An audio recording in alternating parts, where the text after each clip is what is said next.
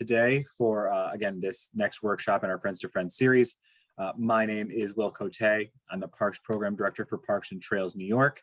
And on behalf of the entire Parks and Trails New York team, I just want to thank you for joining us and participating in this ongoing series. This is a great opportunity for friends groups to come together and share best practices, informative programming ideas, and collaboration, those types of pieces.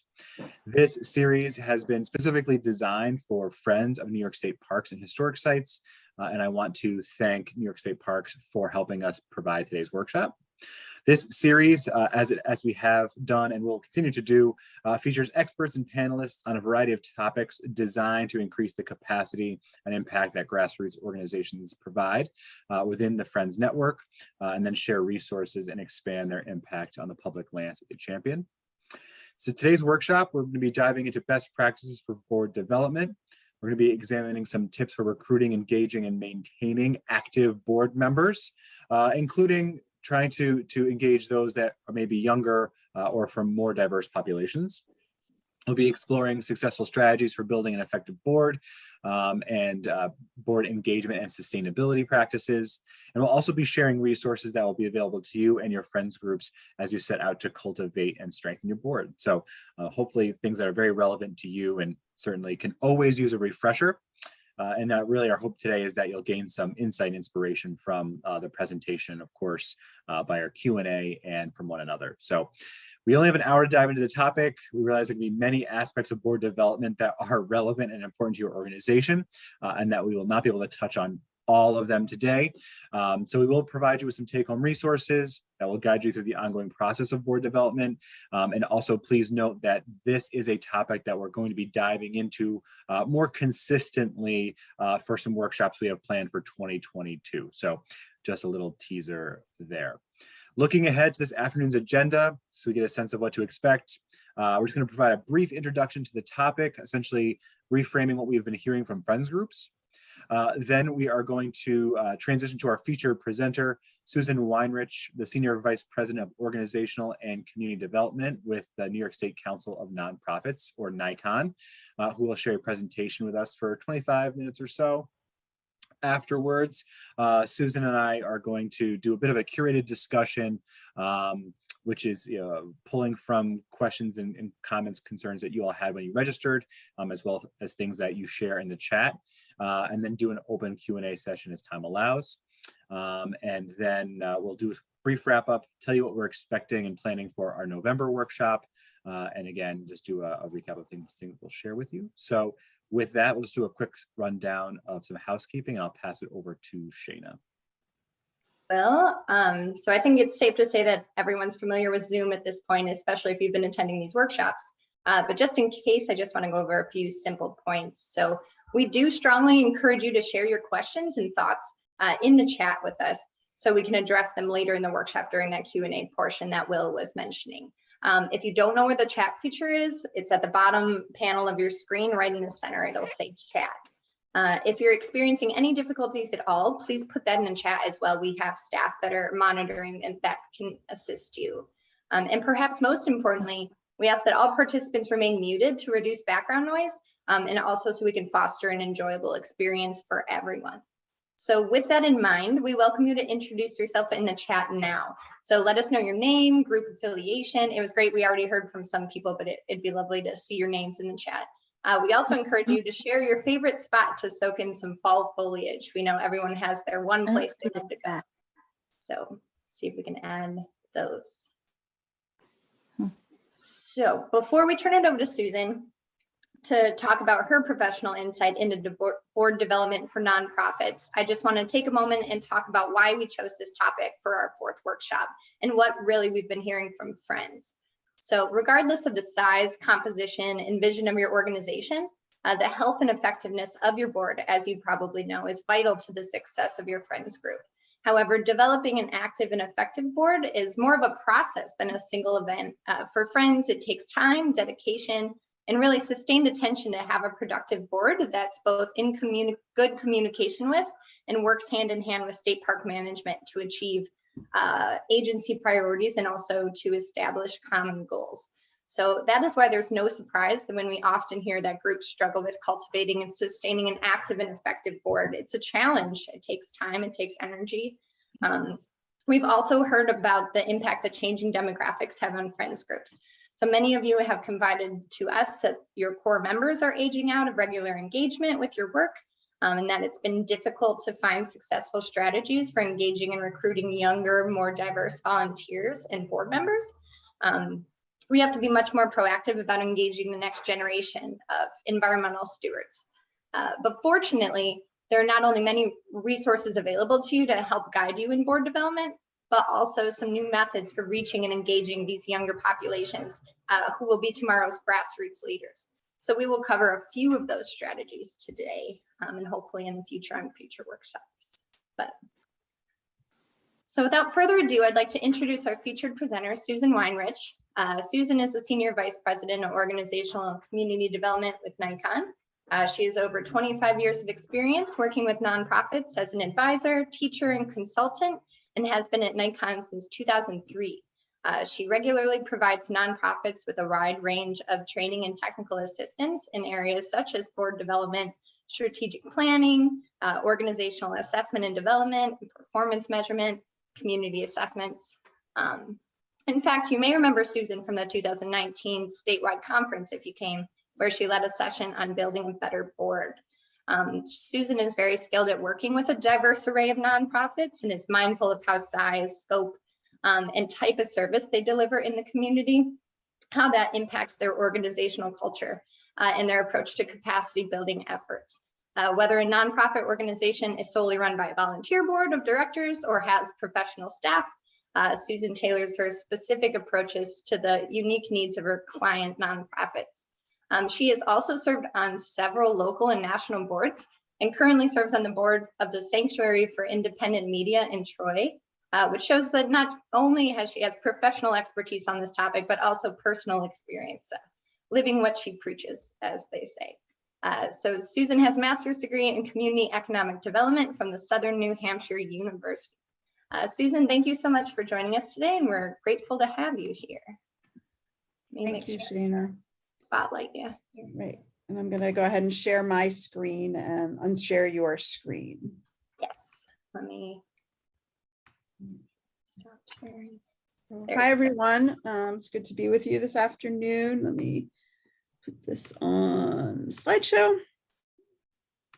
And what I wanted to do, in talking to Shana and Will and preparing is to frame the conversation about board development within sort of the landscape of a nonprofit and the landscape of most of your organizations, I'm sure, are membership organizations. And so I wanted to make sure that people understood the framing of membership and member rights, because there are legal responsibilities associated with them. And then we're going to talk about the board development process, how that happens and plays out, and the importance and challenges of defining roles in all volunteer organizations. So I know many of you are all volunteer. Some of you do have some paid professional staff. So we want to, get at some of the unique challenges of both of those types of organizations. And ultimately, what we want to do is talking about building the leadership pipeline and some of the strategies that you can use for engaging your members and your volunteers and doing that outreach. And then some of the tools that you might, utilize in order to engage people more fully. So some of these slides I'm going to cover a little more cursorily than others, such as these membership slides, but I did want to frame it because I think it's an important component that there are two different types of nonprofit corporations: membership corporations, where members elect the board, and self-perpetuating boards of directors, where the board nominates and elects new board members. And so since most of you are membership organizations, it's important to remember that members have the responsibility and the legal right to elect and remove board members. And that they have the responsibility of modifying your major corporate documents, your certificate of incorporation, that they also can have the responsibility and right to change any rules related to the membership, that the board cannot modify any rights or responsibilities of membership. That has to go directly to the members themselves to do that. The board can't dissolve the membership has to do that themselves. And ultimately boards must have an annual meeting of members in order to elect the members and to present a financial report, right? And that's part of the statutory annual meeting of membership. And that, I know none of you really do have major assets because you're friends groups, but the membership would approve this either sale of all or substantially all of the corporation's assets. So just that brief overview there.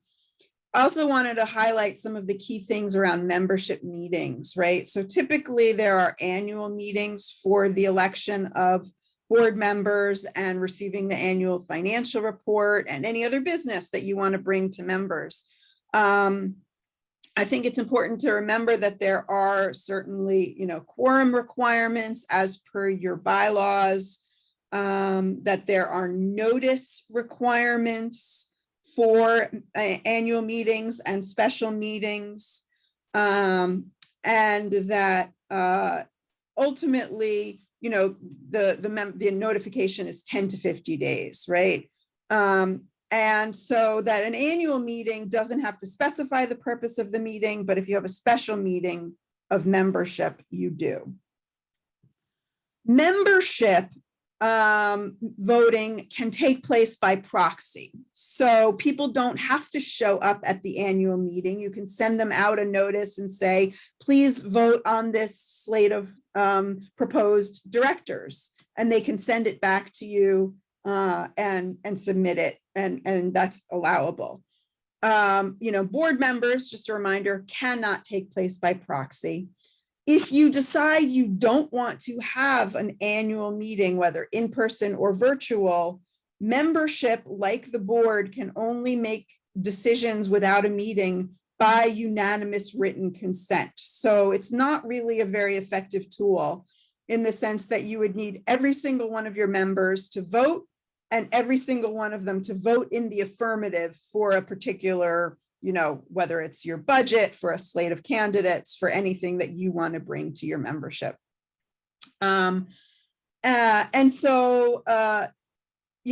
Basically it's a good practice to have at least your annual meeting and have your special meetings, and you can do them remotely, assuming your bylaws don't prohibit that. And then basically, a quorum is either the lesser of 100 or 10% of membership, unless your bylaws or certificate of incorporation say otherwise. So if you've got 150 members, 15 people would constitute a quorum for conducting your annual meeting. So and one of the things that's important to remember is that you should have a record date for when you are counting your membership. So, some organizations say maybe if it's the date your meeting notice is mailed. So if your annual meeting is going to be November 1st and you're mailing out notice of the meeting on October 1st, that would be the date. Everybody has to have, renewed their membership for the year by, let's say, October 1st. So just a few basic membership components, because they do inform your board of directors activities, right? Ultimately, though, members have a lot of power in organizations, but boards have a lot of responsibility, right? And boards essentially represent the public interest in terms of how your nonprofit functions, in terms of the grants you may receive, the donations you receive, the fact that your taxes, tax gifts are tax deductible, that you're exempt from paying certain taxes. But ultimately, the board has the legal and fiduciary responsibility to act in the best interest of the organization and to make sure that the board is avoiding reasonably foreseeable harm by meeting, by looking at your finances, by making decisions to protect your volunteers and ensure that they're not hurt or injured while volunteering. To make sure that you as a board are carrying out the due diligence necessary to make good and wise and informed decisions, and for complying with your own organization's policies, as well as state and federal laws. So, just wanted to kind of frame that, and we'll move into some of the more operational components of board development, right?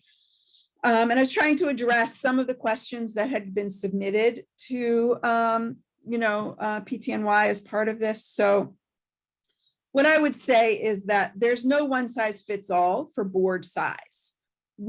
Small organizations typically are small boards. They typically range from, let's say, 7 to 13.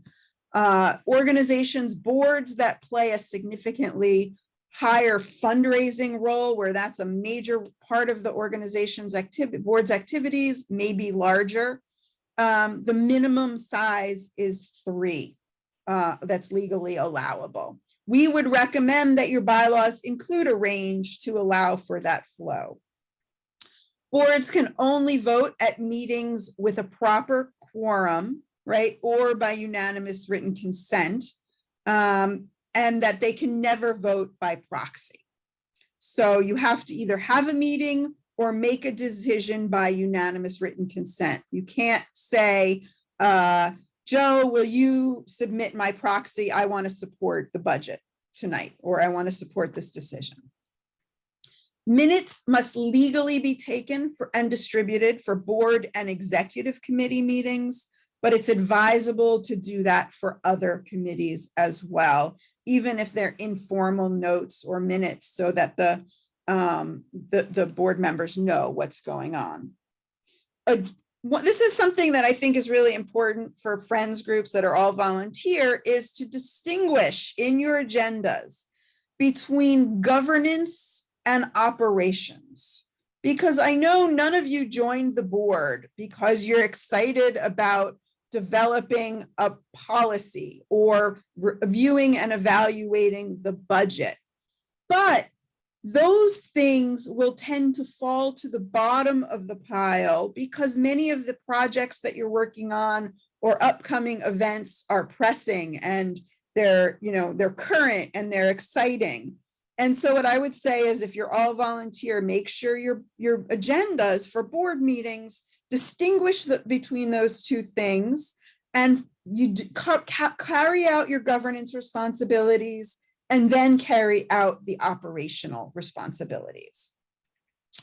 And then I just want to also clarify that most nonprofit boards are not subject to open meeting laws unless your bylaws or articles of incorporation require it. You're not required to have members attend your annual meeting, in your board meeting, I'm sorry. But you certainly can make them open if you choose to do so, okay? But make sure that you're clear that this is a board meeting and board members are doing business. It is not an open forum for membership, unlike a membership committee or membership meeting. So I think I just wanted to sort of point this out, that, in carrying out, especially for all volunteer organizations, but this is true of organizations with staff, there are kind of 3 functions. There's governance, right, which is really the board's action as a collective body. And then there are management functions that happen where individuals or people in certain roles carry out specific assignments, right? And we'll talk more about each of these a little bit. And then there are volunteer functions and activities. And so for, the areas where your board and the management functions overlap can also be carried out in committees and through your board deliberations, right? Whereas those areas where the management functions, and those management functions can be your volunteer coordinator. They can be your membership coordinator or the membership committee chair. Those activities, could be an event coordinator. They're doing management functions. Those are more work groups or task forces. They're activities of the organization that maybe are short-term and focused on a particular event or initiative, as opposed to the due diligence of the board. And then there are those activities or opportunities where the board and volunteers come together and all hands are on deck, right? That everybody is kind of working collaboratively together. And so understanding when people are functioning in what capacity, I think, is super helpful and super important for engaging new people.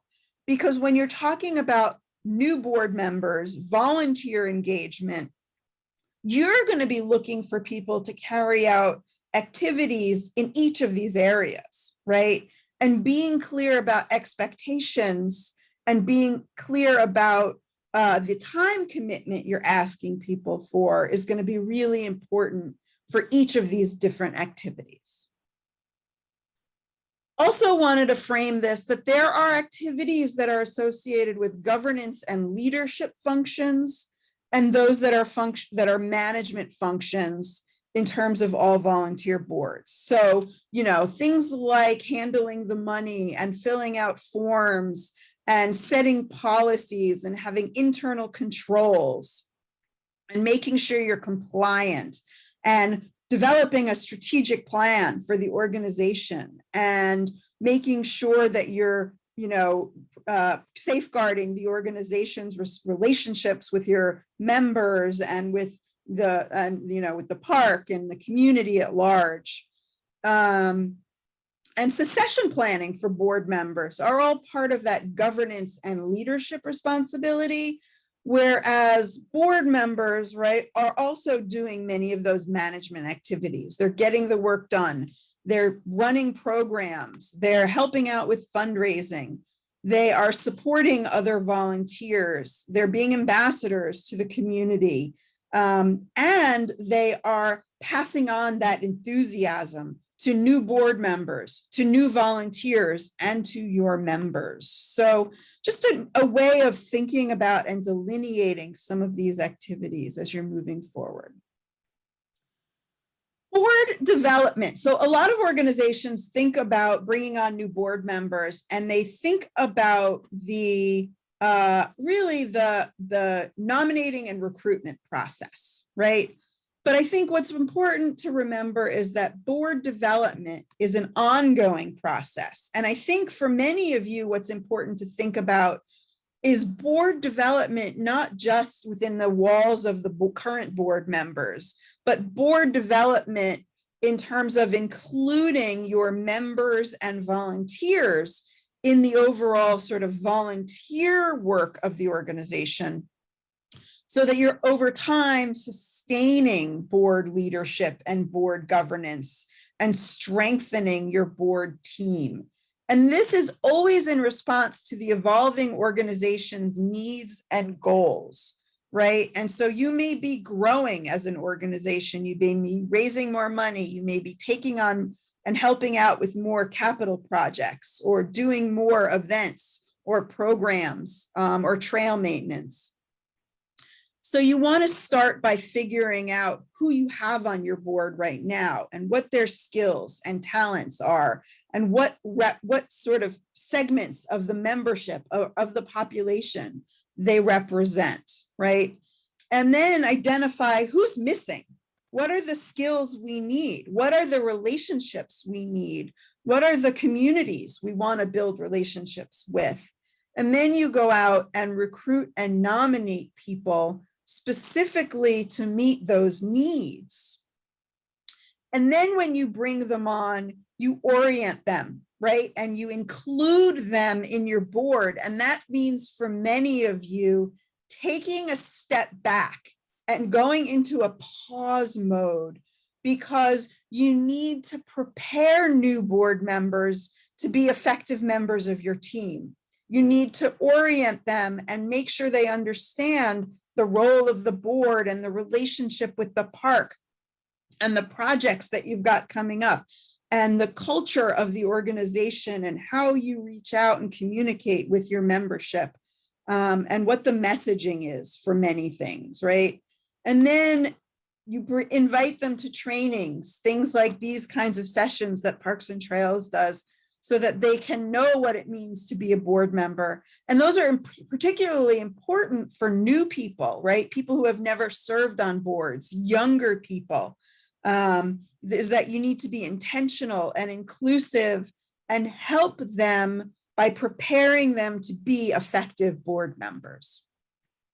And then you want to engage them and motivate them through your committees and through the work that you're doing and your different projects, right? You want to be able to tap their knowledge and their expertise and all of the reasons that you brought them to the table, so that over time you can help them build skills and strengthen their leadership and role and commitment to the organization, right? And then this cycle continues from year to year over time, so that you are continually improving the functioning and effectiveness of your board of directors. So when you're thinking about board development, it's important to think about developing both short-term and long-term board development goals, right? So I think, as Shana and Will said in the introduction, this isn't a one-shot. It happens over time. And organizational change and cultural change take time. That sometimes it takes 3 or 4 years or longer, right? Particularly when you've got people on the board who have been there for a while, who are maybe resistant to change, who know what is going on, who do what they do and do it well and do it efficiently. You need to create space for them. You need to figure out how you're going to intentionally bring on new board members. The board that I serve on was very much a founding board. It had the same 6 or 7 people on it until I came on after 8 or 9 years. Same people who were founding the organization.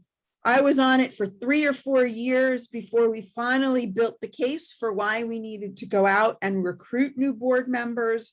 And then we took 2 years to very intentionally make the commitment and set the goal to recruit 5 or 6 new people, of whom at least 3 were going to be people of color and who had a variety of skills and connections that we needed. And we spent, those years cultivating those relationships. So we had short-term goals and long-term goals. We built those relationships. We had to take a step back and really begin to define expectations for board members. What role did we want them to play in terms of committees, in terms of fundraising? We haven't quite gotten to enhancing our officer roles yet. We're also in the process of proactively planning for leadership succession, right? So that I've been a board chair for 6 or 7 years now. I'm ready to really roll off. I think limiting term limits are really important. And what's important in terms of succession planning is to build and document your organizational infrastructure. You want to do a data dump, a download from that board president, from the treasurer, from the chair of your membership committee, whatever it might be, so that you document what happens, when it happens, how it happens, and what those timelines are, so that you can share that information with new people coming in. You also want to begin to think about, if there are board members taking on, president, officers, huge responsibilities, you need to think about teasing out what are really those governance roles versus some of those management functions versus other volunteer activities, and making the jobs doable for the next person coming into there. And that is particularly true, you know, if you have a president who's retired, who can spend 10 or 20 or more hours a week on these activities, and you want to bring in younger people who might have a family, who might still be working full time, it's going to be super hard to fill those shoes. So you really want to think about delineating tasks and responsibilities in manageable ways. And then I think it's important to think about, you know, just an ongoing process about evaluating your board size, your structure, and your various practices to make sure that they are aligning with those short-term and longer-term board development goals that you've set, okay? One of the things that's really important is to develop a job description for board service. What does that mean for your friends group? And it varies from organization to organization, right? But helping to define how much time is expected can be really helpful when you're going out and recruiting. If you can say to somebody, we're looking for people to help out with board service 4 to 6 hours a month, that's very different than saying 4 to 6 hours a week, right? So how do you define those expectations and how do you communicate them? How do you communicate attendance requirements? Do you expect people to serve on a committee? What kind of expectations do you have about fundraising, about personal giving, and about helping to accomplish organizational goals? Right? So really defining those and communicating those are important so that board members coming on can say, you know, I can accomplish this. I can help you with this. I can meet this expectation wholeheartedly rather than setting them up for failure. Okay. And yours are going to be very, you know, and certainly you want to customize your board job description to your organization. When it comes to board diversity, I think first you need to have a conversation, right? Does your board represent the diversity of the community that you serve, that you want to serve, right? And if the answer to that is no, then, you know, you can ask, do we represent the membership, right? Because that's an important piece. And if the answer to that is no, then at least you have a starting point in terms of maybe thinking, okay, our membership is more diverse than our board. What does that say about how we identify prospective board members? Because my guess is most of your new board members are going to come from your existing membership. If your members are not diverse, then it means really going out and cultivating relationships and recruiting new members and coming up with incentives to diversify your membership, right? And that may be also looking at your park attendance, and that's going to vary, right? Depending on where you are geographically. It's going to, the type of park or historic site that you have, all of those things are going to really influence what constitutes diversity. Diversity could be race and ethnicity. Diversity can be age. Diversity can be, you know, families or individuals. It can be seniors or younger folks. So really thinking about that. You want to then set an internal policy or goal and develop an action plan for diversifying your board composition. And again, it goes back to those short-term goals and long-term goals. And I think, you know, particularly now and particularly as we, you know, in the last couple of years in terms of the impetus for nonprofits and for boards to be certainly more racially diverse, ethnically, culturally diverse, it is important to our donors and our funders. It is important that the leadership of our organizations reflect our constituencies, right? I think the other part of diversity is also making sure you've got a diversity of perspectives to make better decisions. And, you know it's really hard because so many of you, you know, you spend a lot of time being passionate about the organization and being on the board and helping to run programs and projects and manage activities. And you want the experience to be positive and easygoing and fluid. At the same time, diversity is also about a diversity of perspectives and having healthy and constructive debate, some managed conflict. I don't mean, aggressive conflict, but debate is a really good thing for your organization. And so being open to diversity of perspectives is really important.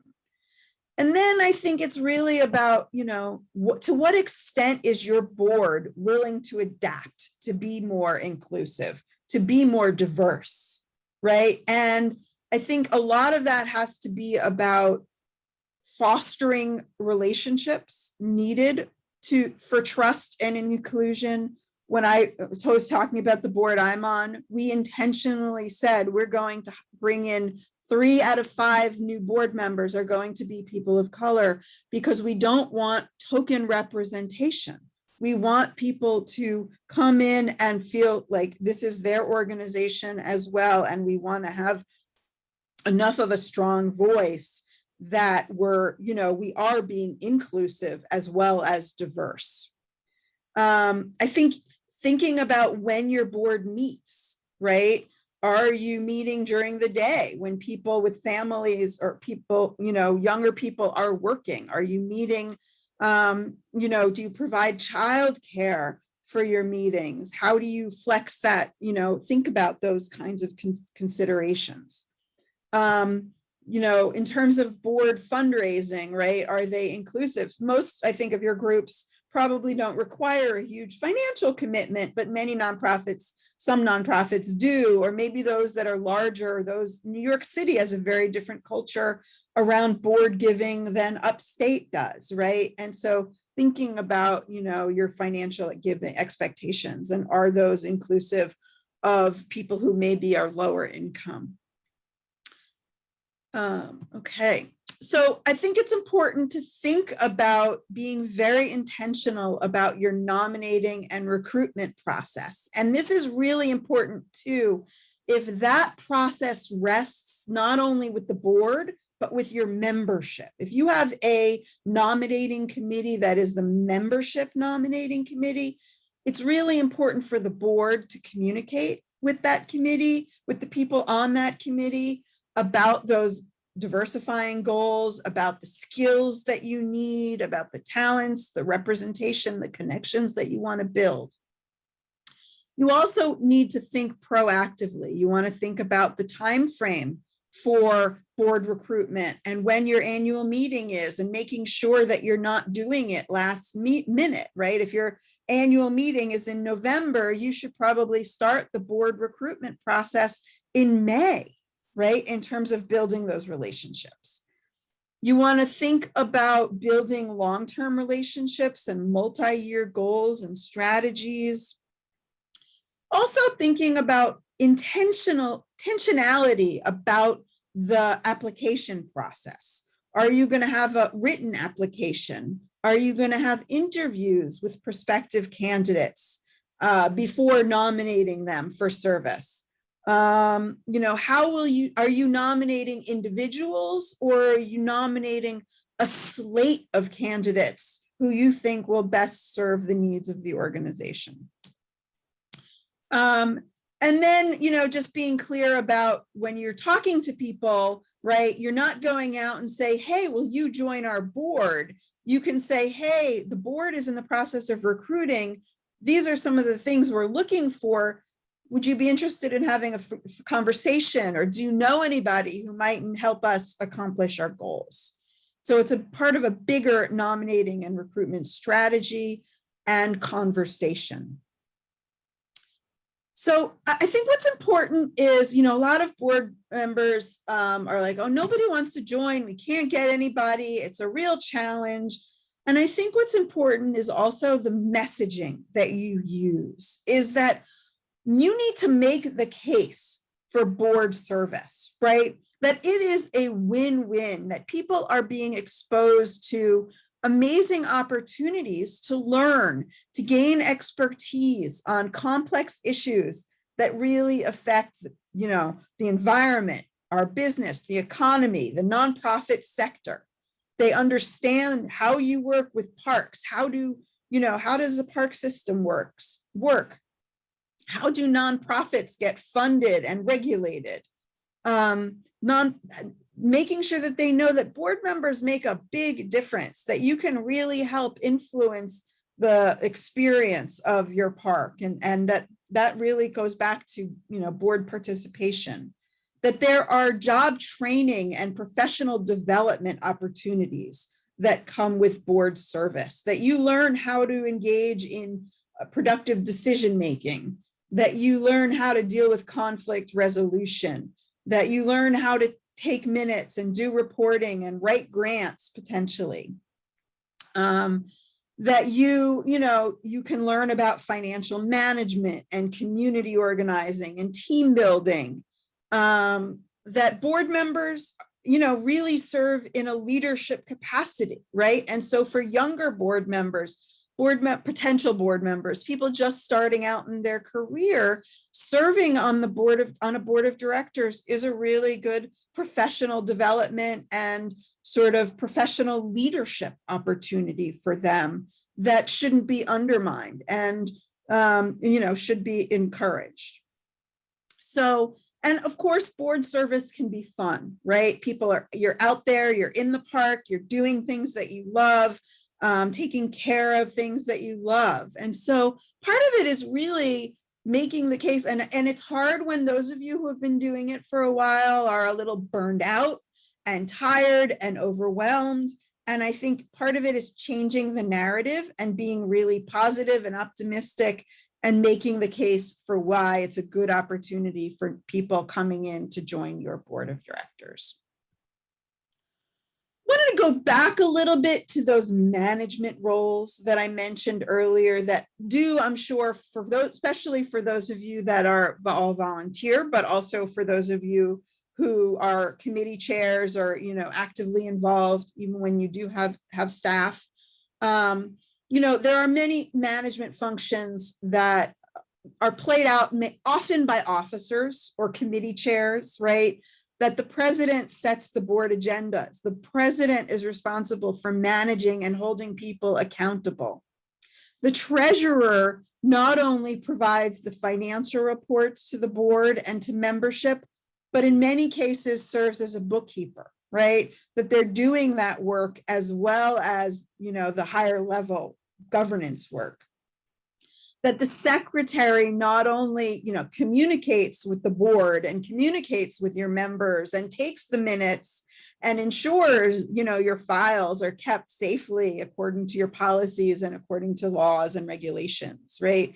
The newsletter coordinator might produce the newsletter. The volunteer coordinator might train and support and recognize volunteers. Membership coordinator, these are all roles. And I think part of what's important is thinking about how they are overlapping with the board and accountable to the board, but not necessarily having to be done by board members.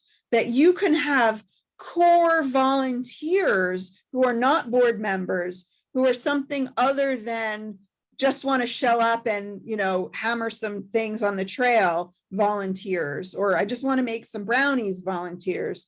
So you're spreading out the workload and you're giving people with a set of skills and an interest, tasks that either are before they join the board of directors, or maybe things that they want to do after they've been on the board of directors, are ready to roll off, but want to stay actively involved. So you've got a flow of work that can be done by different folks.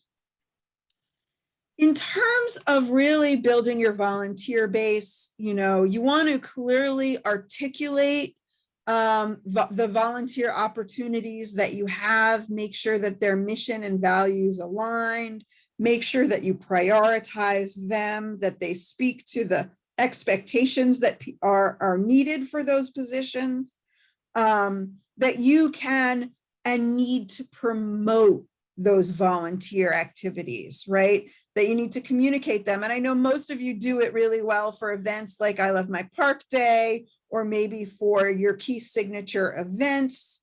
But part of it is, and this is where there's a challenge, is that you need that management functionality for running a volunteer program, right? You can't just bring on volunteers and let them sort of, just do whatever. You have to support them. You have to train them. You have to engage them. You have to recognize them. And it means you need probably volunteers to manage that process. So you want to be intentional about how you engage volunteers and only set them up in ways that you can actually manage. And then, that might include a committee that's really focused on volunteers. It may be part of a membership committee. It might be a separate, volunteer committee if you're trying to delegate out some of those responsibilities. So just be intentional based on your organization's capacity and your needs and priorities. I think what's important is being very intentional about getting to know your team, right? And you certainly need to start with your board members and your core members or your core volunteers. But as an organization, building out your ability to know what the skills that your members and your volunteers have. So, and understanding what motivates them and how they wish to be engaged, right? So, for instance, when we're talking about, younger folks, they very often like to do things in groups. And so, how do you have people who are actively involved be a team leader for engaging their younger, friends in volunteer activities or maybe helping out with projects. So, and then part of this is also your own organizational infrastructure. Do you have a database that allows you to track information about your members? Do you collect information from your members or volunteers periodically? And one of the things I'll do in a few minutes is show you a survey that was done, I did recently with the Friends of Moreau Lake State Park, where they collected a lot of information from members and volunteers. But you want to look at, what their skills and talents and connections are. You want to look at how board members and others can help you build those relationships with donors or funders or other partners. Looking at what kind of specific guidance you might need or professional advice, not only from your board. If you don't have an attorney on your board, you probably have one in your membership. So maybe you can reach out to them.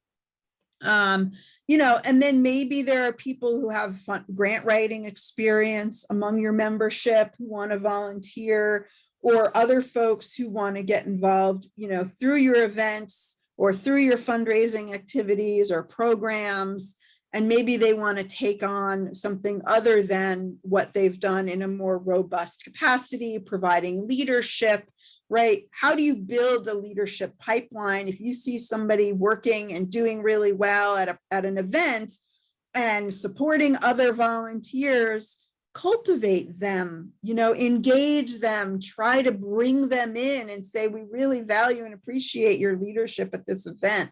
Let's talk about how we might continue your engagement, throughout the year or for other activities. I want to talk a little bit about committees and work groups, right? That committees can be really helpful. Right. And there are committees that are sort of formal standing committees. Organizations might have a finance committee, or the officers comprise the executive committee, right? Maybe you have a fundraising committee or a program or a membership committee. But I think part of it is, how are you utilizing those both standing committees and what I'll call project work groups or task forces in ways that are engaging non-board members, engaging your members, engaging your volunteers, and reaching out to them. So, you don't want to set up a committee structure that is onerous. You only want to have, the amount of committees that really help you get the work done effectively and efficiently. And so, just really be intentional about that. For most of the smaller friends groups, you may not need governance related committees at all. Maybe the board can work on the budget and the finance and the reporting, right? Because there's not that much that the board itself is doing in a governance capacity. Most of the work is very much, fundraising and strategic and all of those programmatic. In larger organizations, there's going to be, more of a need. And then I think, really making sure you're clear about committees, right? So the Revitalization Act distinguished between committees of the board, like an executive committee that can act on behalf of the board of directors, versus committees of the corporation that can include non-board members and are only advisory. They can't make decisions for the board. They can't spend money or, without board authority or authorization. And so just being very clear about utilizing groups, work groups, committees, and not having them meet unless it's really necessary, and making sure that their purpose is clear, making sure that they have a clear work plan throughout the year, or if they're just short term, making sure that their task and that their focus is very specific, but that you are utilizing non-board members well and efficiently, and providing, good opportunities for them to contribute their ideas and their opinions in meaningful ways. All right. So one of the things to think about is a board leadership development plan. It's kind of like that board development plan, but really focusing on key positions. And so focusing on officers, focusing on committee chairs, people who are maybe providing really, active service. When you're recruiting new board members, you want to create the expectation for leadership as part of that, right? You don't just want people to come in and sort of say, I'll be on the board, but I won't chair a committee, or I won't be an officer. You want leadership to be an integral part of the expectation if they're asked. Think about establishing term limits for officers, because then and that's a really hard thing for some organizations to do.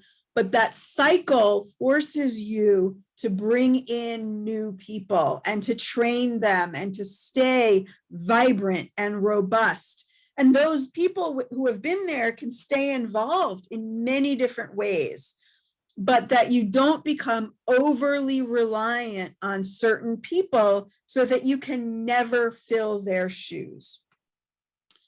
And then think about, how do you delegate and communicate responsibilities more evenly across board members? If you've got some board members, you're always going to have 20% of the people doing 80% of the work, right? How do you make that more of a 60-40 rule, right? Rather than a 20-80 rule. How do you assign those responsibilities in management versus governance? How do you think about that data dump for officers, right? And orienting new officers by documenting things, by having that manual, by passing it on.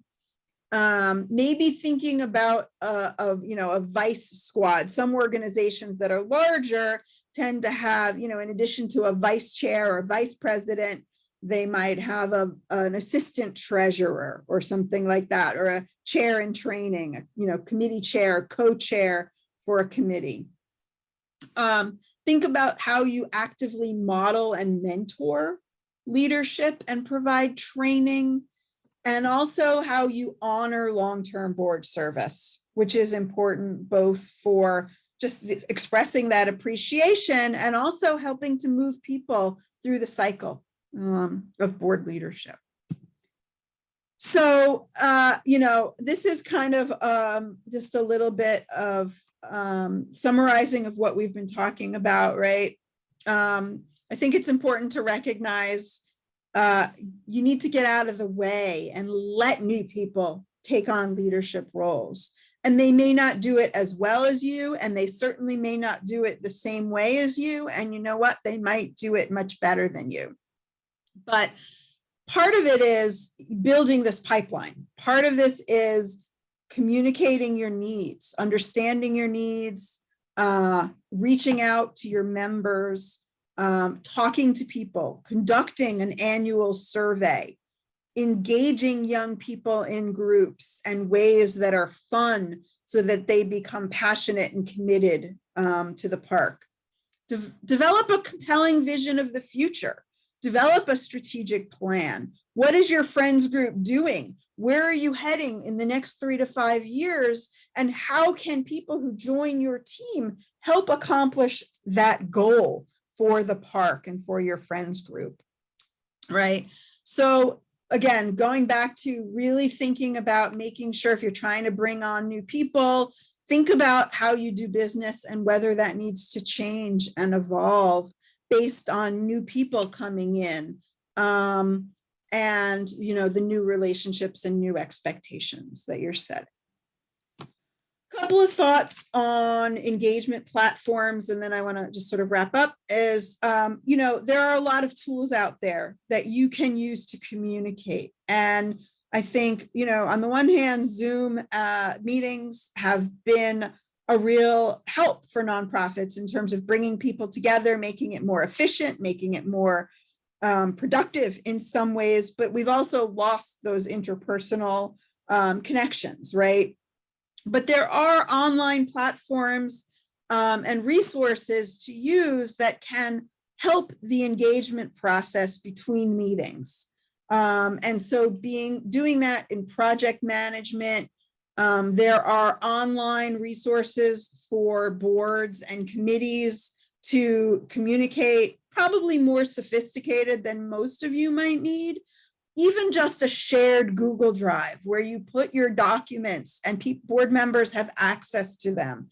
And even committee members can have, limited access to some of the resources. You're able to engage people and, begin dialogue in ways when people are able to contribute and build stronger relationships and stronger connections to your friends group. Also just, making sure that you're making meeting scheduling easier, using doodle polls, just trying to ramp up the effectiveness and efficiencies. This is particularly true in terms of the use of technology when you're trying to engage younger people, is that, they need things to be efficient. They're not going to put up with sort of, in a digital world, they're not going to put up with very slow paced or, snail mail kinds of behaviors. So it does become culture change. Develop tools for feedback and assistance. Find out from your board and your volunteers what they need to be engaged. Ask them questions. Really engage people in that discussion in order to figure out how to improve your efficiencies. So one thing I want to do is to launch just an example of a survey. I want to, and then basically we'll go into the Q&A. I want to encourage you to think about 2 takeaways from today's session that you think will help your friends group, in moving this process forward for, whatever you think might, that would be a helpful thing for us to do. Bring that back to your next board meeting and share those ideas. So I'm going to try to launch this link here. And I'm going to stop my share and share something different, if that's okay, for 1 minute. This is a survey. Now, Friends of Moreau, I renamed it as a sample, but this, you'll see it's Friends of Moreau. And they did it as part of strategic planning. And they really were trying to figure out, oops, sorry, where are we here? We're in the middle of the survey.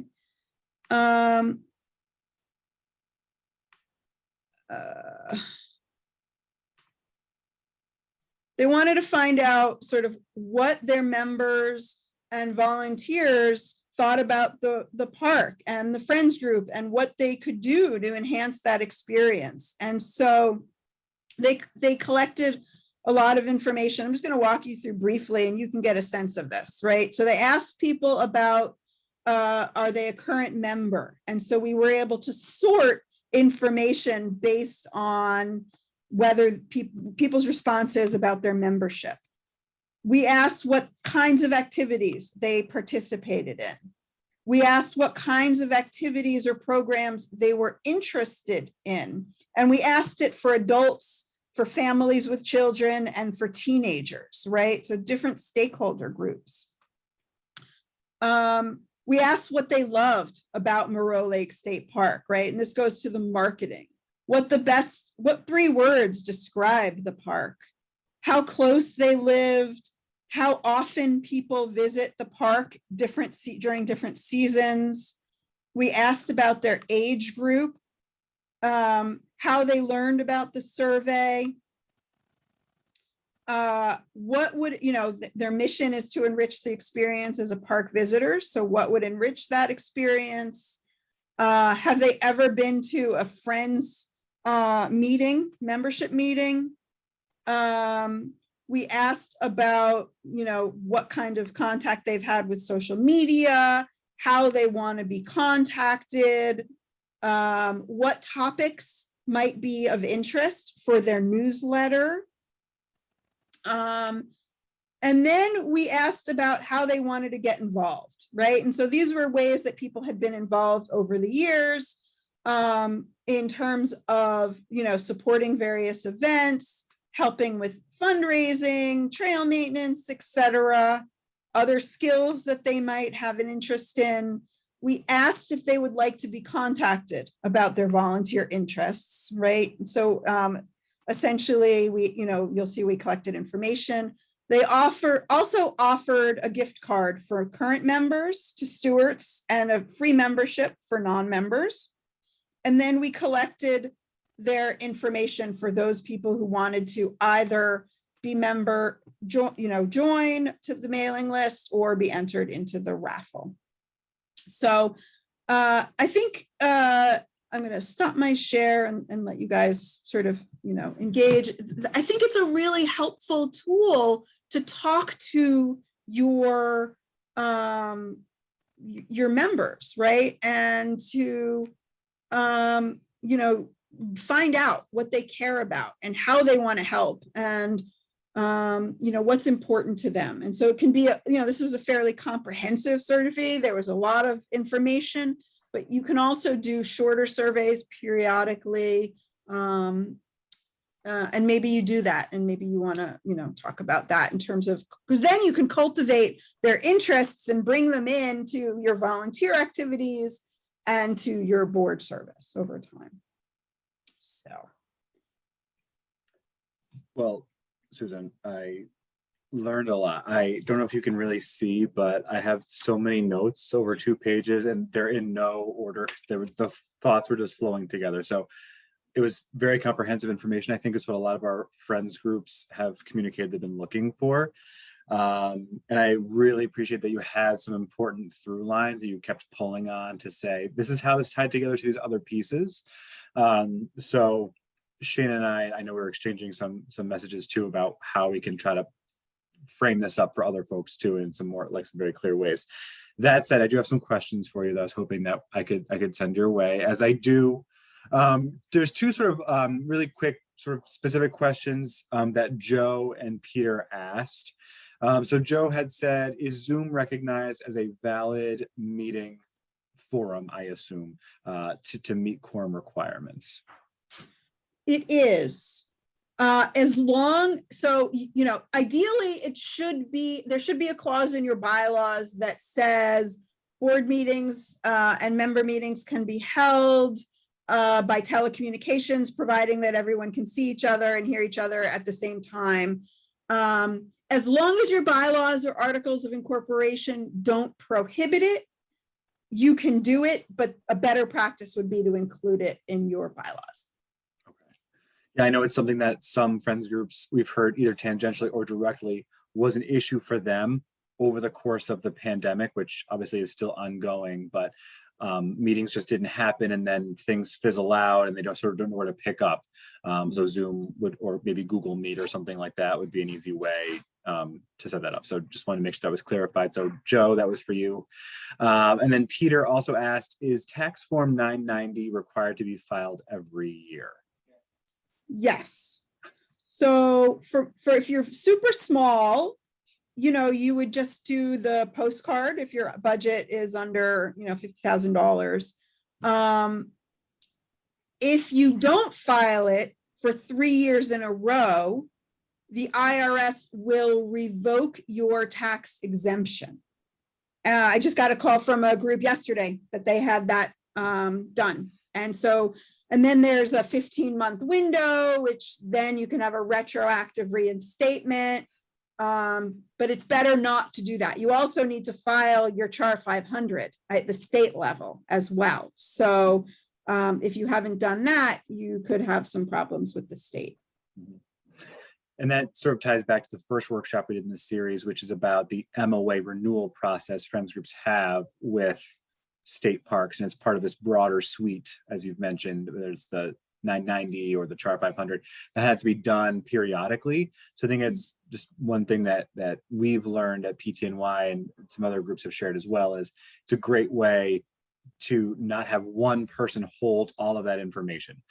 Ask for help, get other people involved to help do that, because then if something happens where you have to step away, other folks kind of know where these things are in process, and it doesn't put your group in jeopardy for anything, but ultimately you can also apply for park and trail partnership grants if those things are current. So it's a little incentive there. Yeah.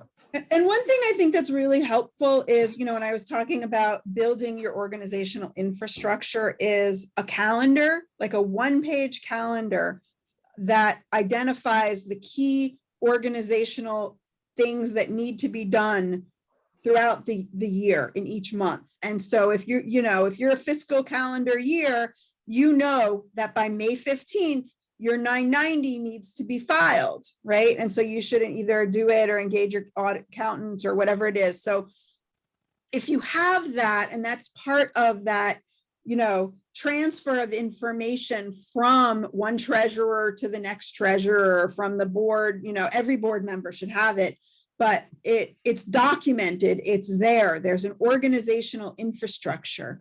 And part of what you're trying to do by having an organization is have the sum greater than the parts, right?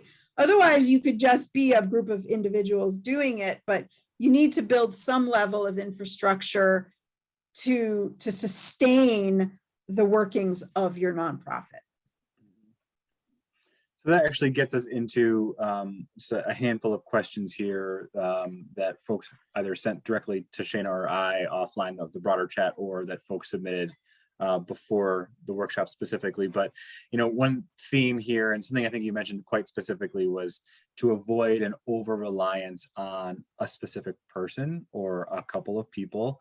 And I think you touched on that, but how it relates here is, Shana and Maria and I were talking earlier, there's a group that has sort of reached out to us through state parks, and they're on the edge of dissolving because essentially the key members are aging out of their ability to continue to do the work on their own. And it's something that is seemingly pretty common in the work that we do. So for those groups maybe where they feel like their members are at that point, how do they try to engage with younger people who might be interested members when their own social circle, if you will, is probably a bit smaller and is more reflective of who they are? So how do they find younger people to engage with and sort of start that conversation? Where do they start? What's your thought on that? And it's not uncommon, and I would venture a guess that it's a Friends of one of the historic sites rather than a state park, just my speculation. But because we work with a lot of historical societies also, and that's a very typical challenge. And I think part of it is looking, so there's the immediate short-term addressing of that question, right? Which is, I think, really going out to the community and seeking help and reaching out to whatever site it is that they work with and to their constituencies. So I think in a short term, there needs to be like a bringing together of potential key stakeholders from the community if there aren't a lot of members. I mean, obviously, I think your members are always the place to start, but if your members tend to be, in that older demographic as well, that's not necessarily going to be helpful. Bring together a bunch of people and help really think this through strategically, and maybe provide some short-term transitional support so that you can then do a deeper dive. I mean, longer term, I think it is, especially when it comes to friends groups, it's got to be done in partnership with the site you're talking about to say, how do we make this site more interesting or more relevant to younger people, right? Can we do some family programming? Can we do some programming, targeted at people with children? Who are the audiences that we want to engage in order to make sure that this site is compelling?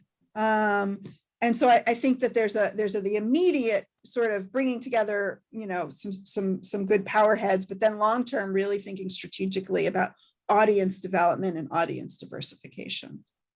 Okay.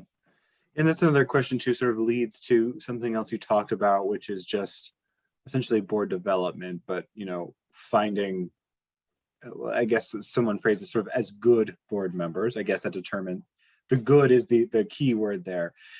When groups of various sizes are going through that process, do you recommend that they really do sort of an internal assessment to create like a matrix of what they're looking for? Or is that the best strategy, or does it depend? I mean, it's probably a loaded question, as many of these are, but what's your thought on that? Yeah.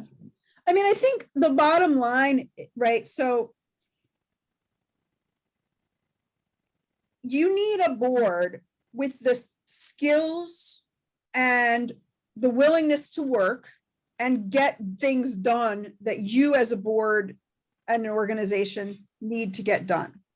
So, I mean, there are certainly formal tools that exist that help you, and we have just a one page that sort of says, okay, we've got people in academia, we've got people in nonprofit management, we've got finance people, we've got legal people, we've got environmental people, we've got program development people, we've got fundraising people, I think, it can be a formal or an informal process, but I think part of it is, if you have someone who's been writing the grants for the organization for the last 4 years and no one else on the board knows how to do that, how do you train other people to do that? How do you mentor them so that someone else can take over that role when you're ready to let go of it? And so I think it's identifying the different skills that you need, and then recruiting for them, or recruiting for them in training. If they're interested, I would like to learn how to write a grant. I've never done it before. I'm interested. Would you teach me? That can be a sort of a part of that process, and intentionally, both for succession planning, but also for the recruitment process. The thing you don't want, you want to go out and find board members, obviously, who are passionate about the work of the organization and your park or historic site. You want to find people who are positive and enthusiastic and can work with you as a team and get things done, and who are going to be accountable. You don't want people who are just bumps on a log. That's not going to be helpful to your organization. So how you communicate expectations to new board members is really important. You don't want to minimize the ask. You don't want to say, oh, it's not such a big deal. We only meet once a month. And there's only, 6 of us, and we always have dinner together. And it's really nice. And then we might go for a walk afterwards. But, it's not that big a deal. Like, you don't want to minimize it. You want to say, you know what, we have an amazing board and we work really hard and we're really excited and passionate about what we're doing and about this park. And we think that your background will help us strengthen our board and strengthen the work that we do. And you'd be a great member to our team. And that is flattering, as opposed to, don't insult me by telling me you just want me to be a bump on a log. Mm-hmm. Right. So I think that's another way of thinking about it. Yeah, I think that makes a lot of sense. I mean, people want to feel like part of ultimately a bigger plan, and they're not just a bump on a log. And that's a great phrase. But I think your point of having sort of like this matrix that's, what does the organization need internally, externally, but what does the board need in terms of succession planning is really smart. I haven't really thought of it that way personally, and I hope maybe some other folks can think of it that new way. It's 2 years down the road, what's the need on the board going to be, and how can we help make sure that there isn't this gap? And it's hard to do that with, everything else that's going on for these groups. But 2 other sort of offshoot questions, as I like to think about it, on the same topic, is really just about board diversity. And one of the questions that we had, which, I suppose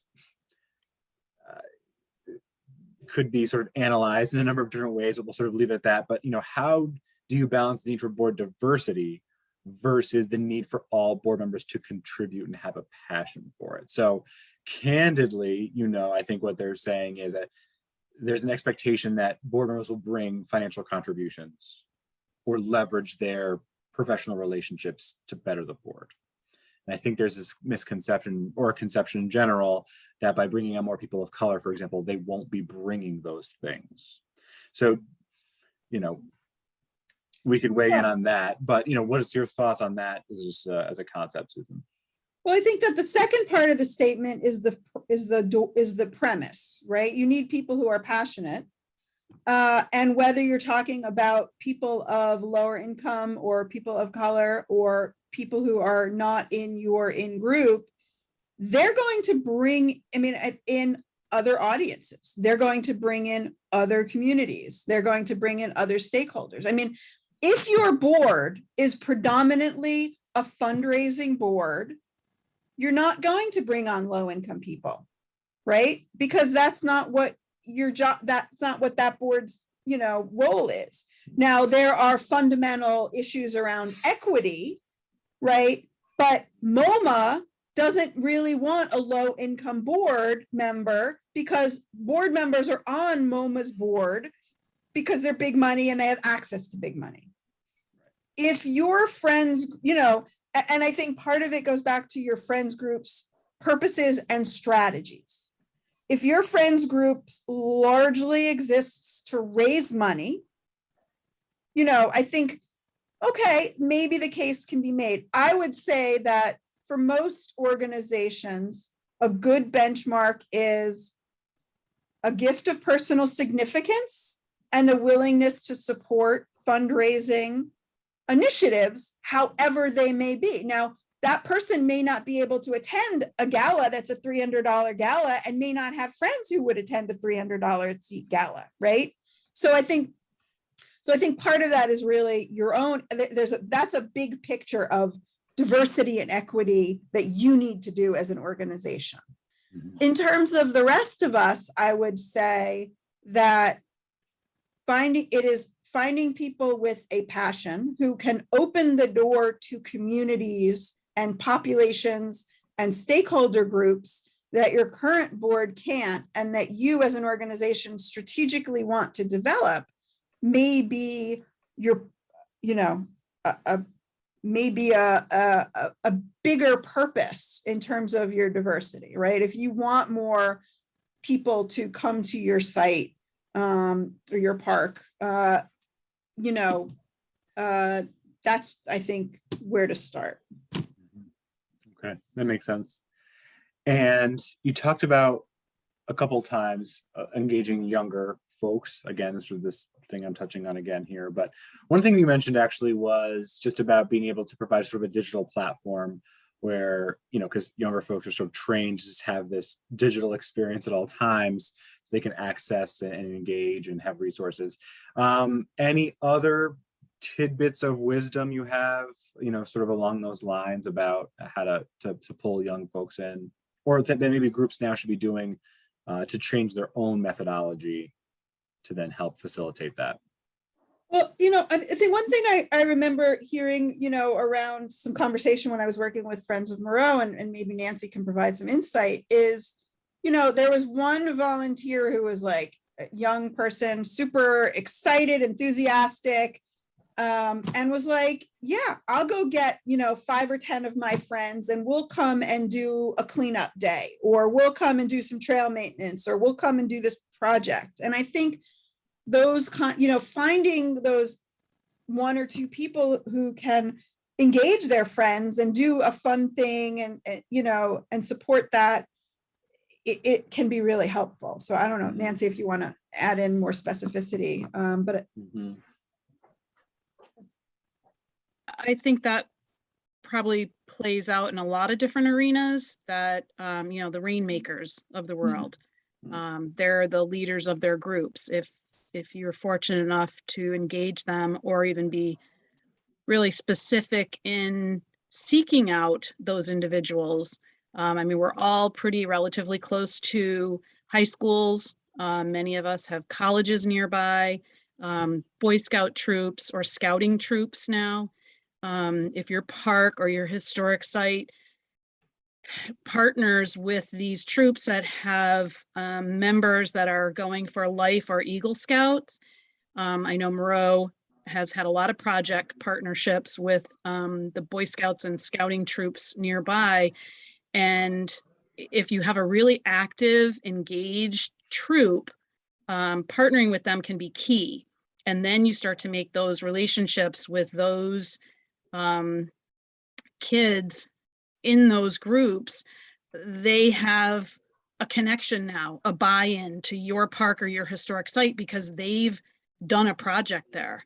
And once one does it and is successful, then others want to. So your park manager or your friends group president, and it kind of has to be a partnership with all of those stakeholders, because anytime you're doing something on state property, it has to go through the state. That's been really key, and we got purposeful with that a couple of years ago, and it has blossomed tremendously. And we're very fortunate to have a couple of troops in our area that are really engaged and have Eagle Scouts and Girl Scouts going for gold.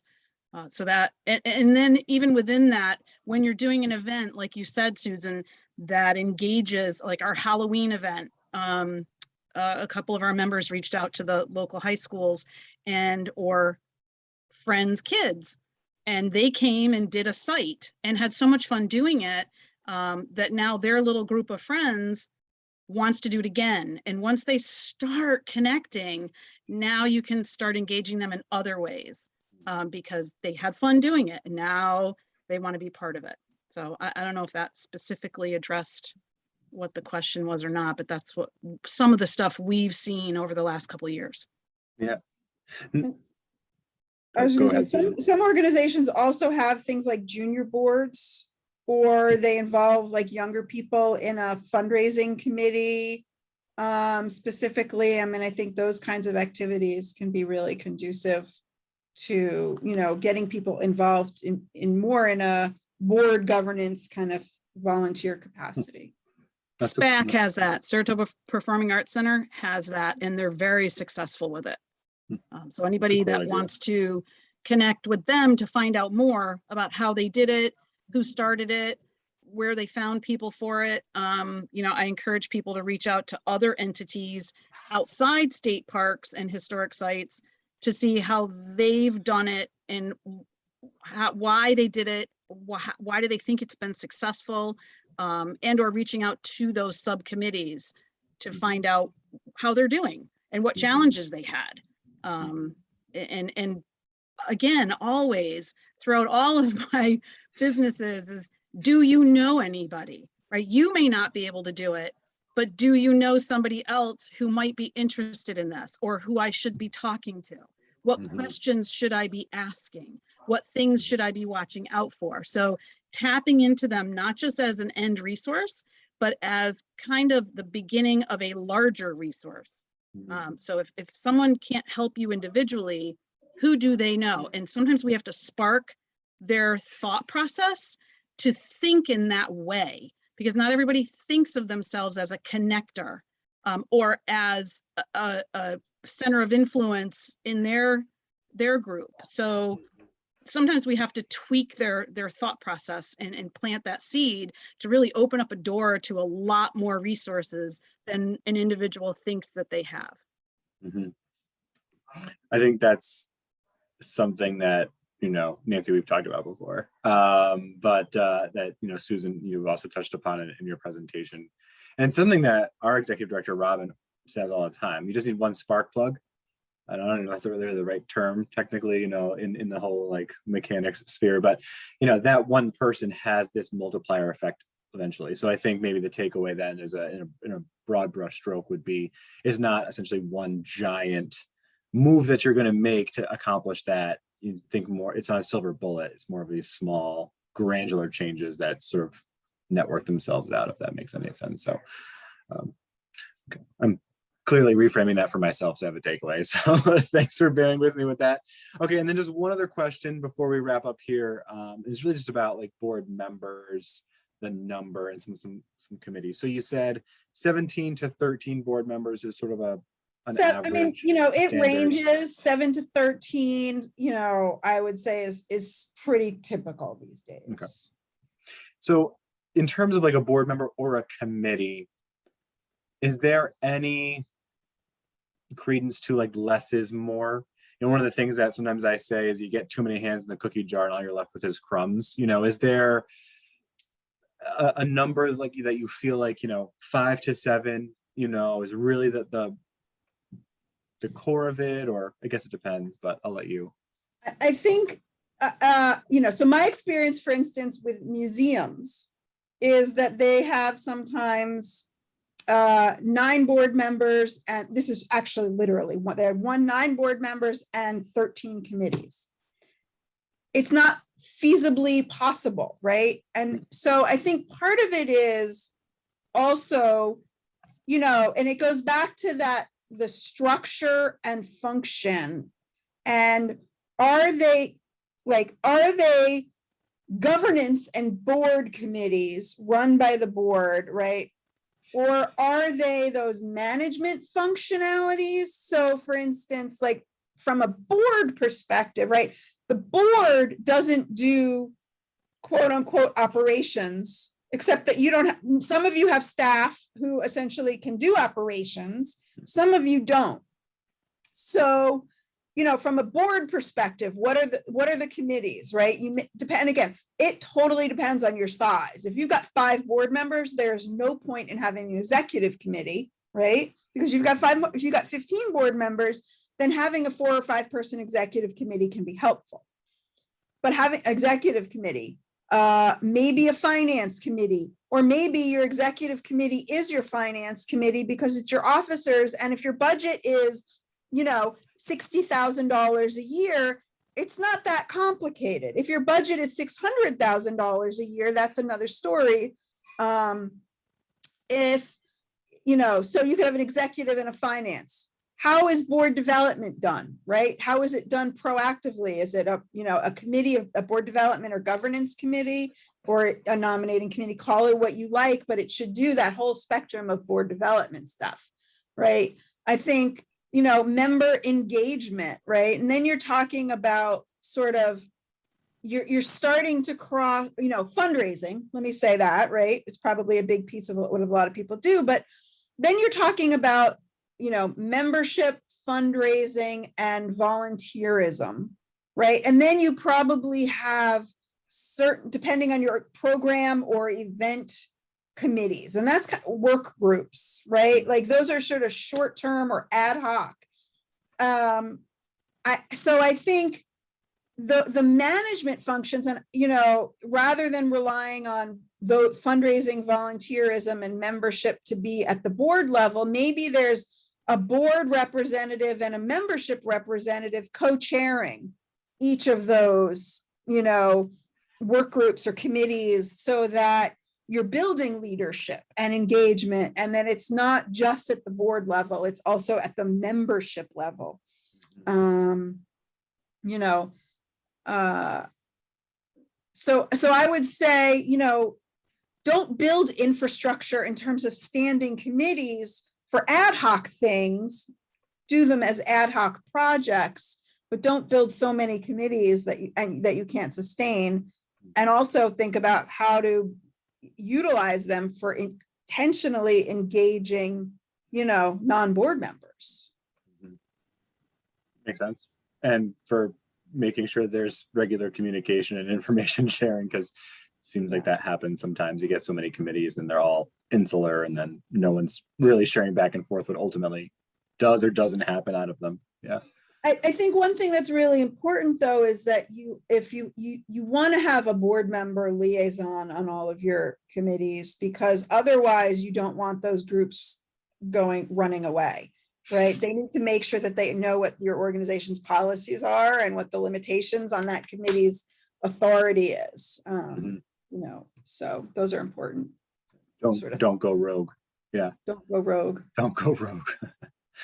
So, I mean, Susan, thank you so much. I learned a lot. As I said, I have like 3 pages of notes. So this is really helpful to us. I know a lot of friends groups will really appreciate it as well. And again, thank you for taking the time. So this is a quick summary, just for everyone to sort of be aware. Coming days, we're going to send you a follow-up email as we do.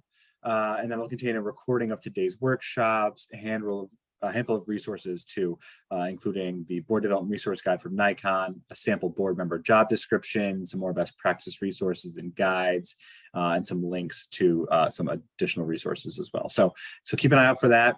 If you would like to connect with Susan or one of the other attendees, or please email someone on the Parks team here at PTNY. I'll be happy to connect you. Also, I just want to mention that we'd really love to see you all at our next workshop in the Friends of Friends series. That's coming up on Thursday, November 18th at 4 p.m. And we're going to be looking at New York State Parks' 5-year plan for advancing diversity, equity, and inclusion initiatives, something that a lot of friends groups have been asking about, and both internally and as it relates to the agency as a whole. Next, I just want to very briefly mention, and perhaps most importantly for some, that the 7th round of our Park and Trail Partnership Grant application period is now open. As you know, this is a $1 million competitive grant program that is open to all friends groups who have a formal affiliation with New York State Parks or DEC. So if you haven't applied before, this is a great opportunity to get involved. And if you have, then you are familiar with that process. But the grant period closes on November 30th. So you still have some time, and we'd love to see you submit an application if you're interested. And finally, always, as we say, stay in touch. Cannot emphasize that enough. If you have any questions, comments, concerns, thoughts, looking for some help, please reach out to PTNY and the Parks team, and we're happy to help you. And of course, if you're not already, go ahead and follow us on social media to kind of stay up to date on what's going on. And so with that, again, thank you to everyone. Thank you to Susan, and really appreciate it. And it's a little cloudy, but enjoy the warmer weather. Yeah, Thank you. Bye, everyone. Thank you. Bye. Thank you. Cutie. Oh my goodness. Say hi, love. Too cute. All right.